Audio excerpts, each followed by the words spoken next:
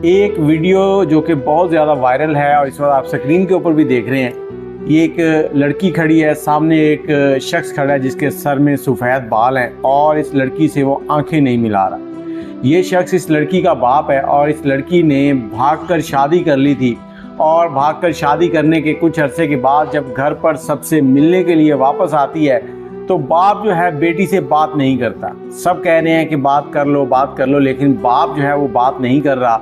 और आखिर में जब बेटी से नज़रें मिलाता है, अपने ही सर के ऊपर हाथ मार मार कर रोना शुरू हो जाता है और बेटी से सिर्फ एक ही सवाल पूछता है कि तुमने ऐसा क्यों किया।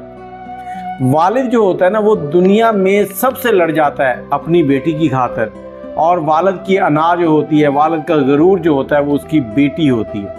और मैं सब बेटियों से यही कहना चाहूँगा कि वालिदैन आपके लिए कभी भी बुरा नहीं सोचते। अपने वालिदैन का ख्याल रखें, उनकी इज़्ज़त का ख्याल रखें, क्योंकि उनकी इज़्ज़त आपसे है, ना कि बेटों से है।